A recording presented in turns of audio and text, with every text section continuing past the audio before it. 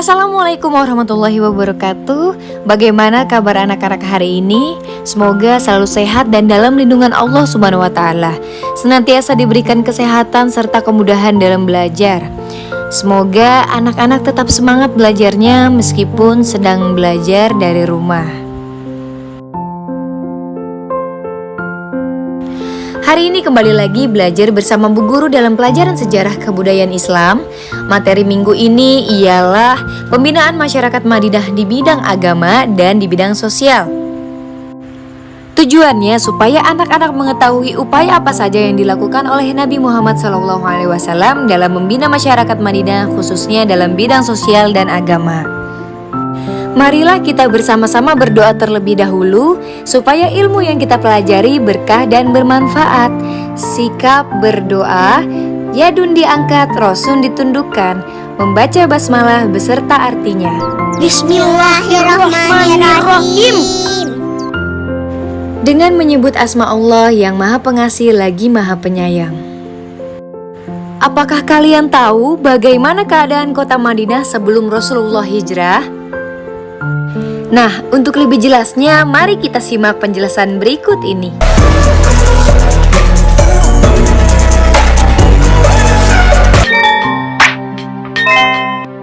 Bagaimanakah kondisi kota Madinah saat Rasulullah hijrah? Sebelum Islam datang ke Madinah, kota tersebut bernama Yathrib. Para ulama menyebutkan Yathrib sebenarnya adalah nama orang yang pertama kali membuka kota ini dan menghuninya. Tetapi masalahnya Yathrib sendiri berasal dari bahasa Arab Tastrib, yang salah satu maknanya berarti kesalahan atau dosa. Sehingga Rasulullah tidak senang dengan nama tersebut dan merubahnya menjadi Madinah Al-Munawwaroh yang berarti kota yang penuh dengan cahaya. Jadi perubahan nama Yathrib merupakan perubahan dari kegelapan menuju cahaya, dari masa jahiliyah menuju peradaban Islam, bukan sekedar perubahan nama semata. Yang kedua, kota yang tertinggal dan penuh dengan kejahilan. Yang ketiga, penduduknya banyak yang bermaksiat. Yang keempat, tidak semua penduduknya memeluk agama Islam. Dan yang kelima, sering terjadi perang antar kabilah. Kenapa masyarakat Madinah suka berselisih? Hari ini dikarenakan kaum Yahudi sering menggunakan taktik adu domba dengan cara menyebarkan permusuhan di antara suku-suku di Madinah, sehingga timbul kebencian dan permusuhan di antara suku-suku tersebut. Lalu bagaimana cara Rasulullah membina masyarakat Madinah?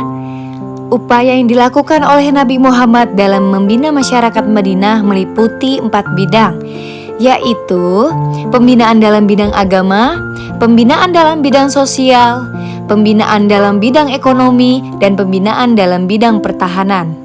Tetapi anak-anak, minggu ini kita hanya membahas materi pembinaan masyarakat Madinah dalam bidang agama dan pembinaan masyarakat Madinah dalam bidang sosial. Yang pertama, pembinaan masyarakat Madinah dalam bidang agama.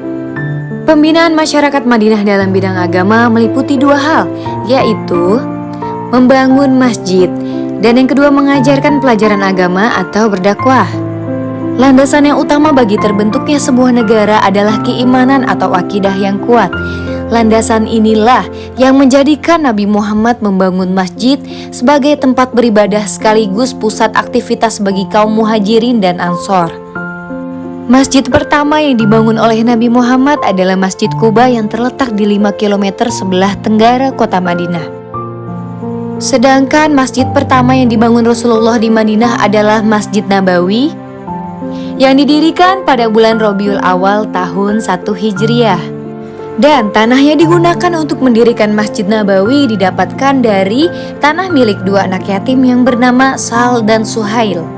Awalnya kedua anak yatim ini hendak mewakafkan tanah mereka, tetapi Rasulullah menolak kecuali dengan membelinya seharga 10 dinar. Setelah Masjid Nabawi selesai dibangun, Nabi Muhammad menggunakannya sebagai tempat pusat peribadatan, pusat pengajaran agama Islam dan berdakwah, pusat perencanaan kegiatan masyarakat, pusat latihan dan pendidikan dari Nabi Muhammad, dan menampung kaum muhajirin dari Mekah yang kehabisan bekal, serta tempat mengadili perkara-perkara yang diselesaikan oleh Nabi Muhammad. Setelah membangun Masjid Nabawi, umat Islam kemudian membangun beberapa masjid lain seperti Masjid Jumu'ah, Masjid Gamamah, Masjid Bani Quraiza, Masjid Ubay bin Ka'ab, Masjid Salman, dan Masjid Ali. Pembinaan masyarakat Madinah dalam bidang agama yang kedua adalah mengajarkan pelajaran agama. Kita ketahui bahwa tujuan Nabi Muhammad SAW ke Yastrib adalah untuk berdakwah. Jadi sesampainya di Yastrib, beliau langsung mengajarkan pelajaran agama kepada penduduk Yastrib. Selanjutnya, pembinaan masyarakat Madinah dalam bidang sosial. Nabi Muhammad juga memperhatikan pembangunan di bidang sosial kemasyarakatan sehingga masyarakat Madinah menjadi lebih kuat. Usaha yang dilakukan oleh Nabi Muhammad dalam bidang pembangunan masyarakat di bidang sosial meliputi: yang pertama, mempersaudarakan sahabat Ansor dan Muhajirin. Salah satunya dengan cara melakukan pernikahan antara kaum Muhajirin dan kaum Ansor. Hal ini bertujuan agar mereka saling tolong-menolong dan saling mewarisi harta jika ada yang meninggal. Yang kedua, mempersatukan kaum Ansor dan Muhajirin. Salah satu caranya yaitu Rasulullah berdakwah dalam satu tempat yang dihadiri oleh kaum Muhajirin dan Ansor.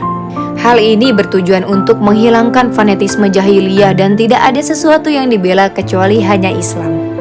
Menghapus perbedaan keturunan, warna kulit, dan status sosial seseorang. Yang ketiga, berbuat adil dan tidak membeda-bedakan status sosial seseorang. Jadi kedudukan kaum Ansor dan Muhajirin sama, tidak memandang yang kaya maupun miskin, sehingga seseorang tidak lebih unggul dan merasa rendah kecuali karena ketakwaannya. Dan yang terakhir, melibatkan kaum Ansor dan Muhajirin dalam membangun masjid. Alhamdulillah, materi pembinaan masyarakat Madinah di bidang agama dan sosial telah kita bahas bersama. Nah, sekarang anak-anak sudah paham upaya yang dilakukan oleh Rasulullah dalam membina masyarakat Madinah. Setelah mempelajari materi ini, Bu Guru berharap anak-anak dapat mengambil hikmah serta meneladani sifat Rasulullah yang pantang menyerah dalam membela dan menyiarkan agama Islam. Selanjutnya, silahkan kalian kerjakan tugas bagian 2 yang ada di halaman 7 buku LKS Sejarah Kebudayaan Islam. Tetap semangat dan jangan lupa belajar serta berdoa. Bu Guru akhiri, sekian, terima kasih. Wassalamualaikum warahmatullahi wabarakatuh.